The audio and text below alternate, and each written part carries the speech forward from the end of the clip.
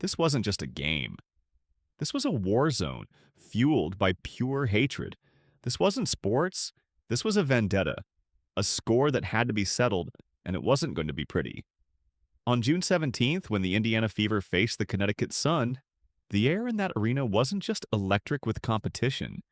It was thick with bad blood, with a promise of payback that had been simmering for weeks. All eyes were on Caitlin Clark, the rookie phenom shaking up the league. But tonight's story was bigger than that. This was about loyalty pushed to its limit, about justice being ignored, and about one teammate deciding she was going to be the judge, the jury, and the executioner. After the filthy eye poke on their superstar, after the body check that was nothing short of an assault, the Indiana Fever, led by the raw courage of Sophie Cunningham, made J.C. Sheldon and Marina Mabrey pay the ultimate price. This was a victory for honor, an unstoppable victory. The roots of the vendetta, the scars of May 30th. To understand the fire that erupted on June 17th, you have to go back to the nightmare of May 30th. That was the game where the Connecticut Sun, and one player in particular, J.C. Sheldon, unleashed hell on the court. Sheldon wasn't playing basketball, she was playing her own reckless game, one where the safety of her opponents meant absolutely nothing. With a style so reckless it bordered on cruel, Sheldon turned the court into her personal demolition derby. Two Indiana Fever players became direct casualties of her brutal brand of basketball. First, it was Sophie Cunningham, who didn't just suffer an ankle injury from a malicious hit, but was in so much pain that part of her front tooth was chipped out. That physical pain was nothing compared to the rage of seeing that act go unpunished. But she wasn't done. Sheldon continued to spread terror. On a loose ball, she dove at Sydney Colson with zero regard, getting Colson's leg trapped and twisted in a way that would make your stomach turn. It was an image that sent shivers down your spine, a play where the line between aggressive and intentional injury was completely erased. But it wasn't just the injuries that made the Fever's blood boil.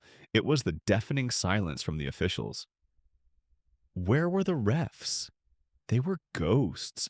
They were spectators with front row seats, letting the mugging continue play after play without a single consequence. Fever coach Stephanie White said it herself in a fury, blasting the officials for losing control of the game, not just that night, but all season long. That debt was recorded. The Indiana Fever lost the battle that night, but they etched that memory into their souls. They were waiting for the rematch. For Judgment Day. Judgment Day, June 17th. The Inferno. June 17th arrived, and it wasn't just a rematch. It was destiny. It was payback. Caitlin Clark, back from injury, didn't just return with her god-tier skills. She returned with fire in her eyes. You could see it in every move she made, a steely resolve that screamed she hadn't forgotten a single thing. And then, the script from hell repeated itself. J.C. Sheldon, showing zero remorse, went right back to her aggressive, suffocating defense on Clark. Then in the third quarter, as Clark drove up the court, Sheldon made her move. It was supposed to be a steal attempt, but her fingers weren't going for the ball. They were going straight for Clark's face. An eye poke. Straight up, director, and filthy. This was no accident. This was the boiling point of a whole string of provocations. Odessa Clark, in a flash of pain and anger, did what any human being would do. She pushed Sheldon out of her personal space. A perfectly justified act of self-defense. But then, the absurdity of this game was cranked up to a whole new level. The whistle blows and a technical foul is called on. Caitlin Clark! You heard that right. The victim of a dirty play was the one getting punished for defending herself. The injustice was a slap in the face, not just to Clark, but to the entire Fever team and the thousands of fans watching. Just when you thought the chaos couldn't get worse, Marina Mabrey, another Sun player, decided to pour gasoline on the fire. She came flying in and body-checked Clark, sending the Fever's star tumbling to the floor. This wasn't basketball anymore, this was a straight-up assault. The entire Fever bench erupted. Coach White was screaming on the sideline.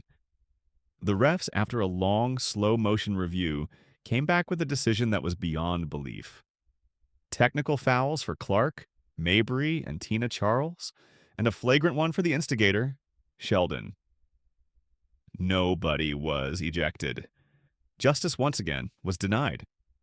The message sent was crystal clear. Go ahead, keep attacking Clark. You'll get away with it. But they were wrong. They forgot about someone. Someone who saw everything. Someone who carried the scars from these very same players. Street justice. Sophie Cunningham's legendary moment. Sophie Cunningham sat on that bench, her eyes watching every second unfold. She saw her teammate, her team's star, get poked in the eye. She saw her get assaulted. She saw the culprits walk away scot-free. And she remembered her own pain, the swollen ankle, the shattered tooth. Patience was gone.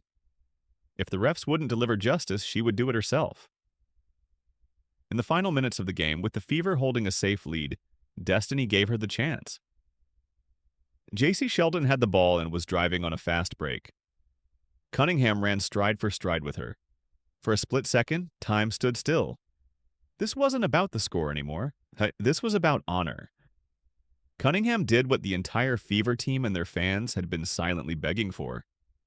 She committed an intentional foul, a symbolic foul. No punch, no kick. She wrapped up Sheldon in a bear hug, a hug of justice, and brought her to the floor. It was decisive, powerful, and without hesitation. It was payback. It was justice. It was a crystal clear message sent with her entire body. You don't mess with my teammates. She earned a flagrant 2 and an automatic ejection. Sheldon was tossed, too. As Cunningham walked off that court, she didn't walk in shame. She walked like a hero. The arena erupted, chanting her name. Sophie! Sophie! Sophie! She sacrificed herself for her team, for honor, for a principle bigger than the rulebook. A victory for honor, a message to the league. The Indiana Fever won the game, 88-71, but the numbers on the scoreboard were just a footnote. The real victory that night was a victory of the soul, an ironclad declaration that they will never back down, they will never be bullied. This win sent the Fever to the Commissioner's Cup final for the first time in franchise history. But more importantly, it forged them into an unbreakable unit of steel. It proved an eternal truth in sports. When the rules and the people who enforce them fail to protect you, the loyalty of your teammates is the only shield that matters. That night, Sophie Cunningham didn't just play basketball. She taught the entire world a lesson in what real loyalty looks like. She proved that in the fight for honor, sometimes you have to make your own justice. And that is the greatest legacy of this unstoppable victory.